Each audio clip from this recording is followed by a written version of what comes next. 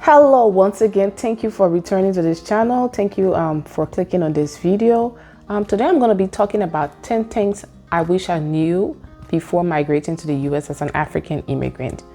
Just a quick disclaimer, this is my experience. Other people's experiences might be quite different from mine, but this is what I think I wish I knew, or things that I learned after migrating to the US. So let's get right into the video. The first thing I want to talk about today is the transition.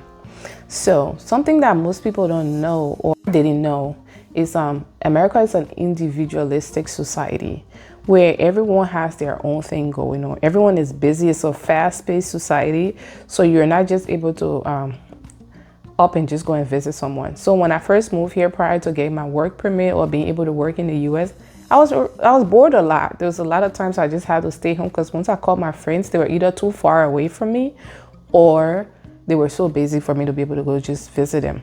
But back home, we were just able to up and show up at somebody's house, even unannounced, and it's okay because there's such a community over there. But over here, everyone is so busy. That's what I found out. My second point is you have to maintain a consistent source of income.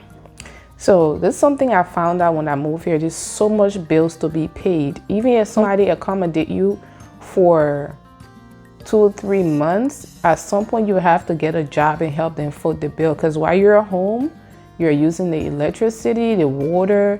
There's a lot of things that has to be paid for. And once you even become independent, you're on your own, you still need to pay those bills. So you have to maintain a consistent income.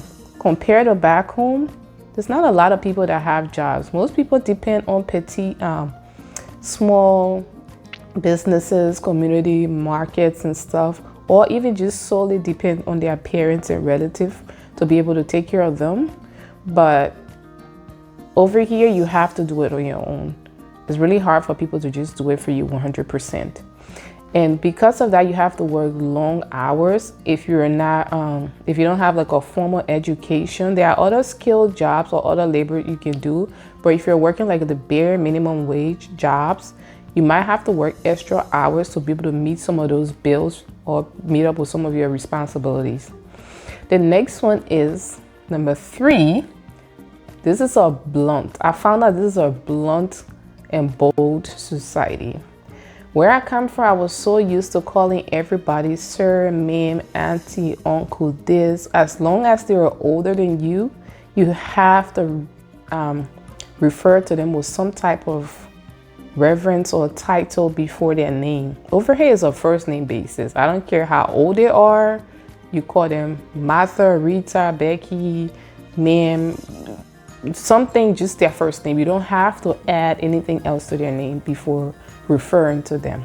That's something I found out after I moved here. Number 4, America has a higher educational standard. I'm not saying that we don't have that where I'm from. We try our best to keep up, but because we're lacking in some area in terms of accessible internet for people in high school, colleges and stuff, it makes it a bit hard for us to compete with those that actually went to school here. So once I moved over here, going to school here was a bit challenging. That means I had to put in extra work and also put in more time to my studies to be able to keep up with those students that actually went to school here. So that's something that I found out right after. The next one is, which is number 5, you're allowed to eat in class. I know that sounds funny, right? But yeah, it was such a thing when while I was going to school back home in Liberia. We're not allowed to eat in class. Actually, some professors and some instructors felt like that was disrespectful. If you did do that, they would have a problem with that. But over here, it's okay for you to have your lunch in class, and it's just fine for you to do that. The next one is, which is number 6, is the food. The food over here is good, depending on what your preferences are.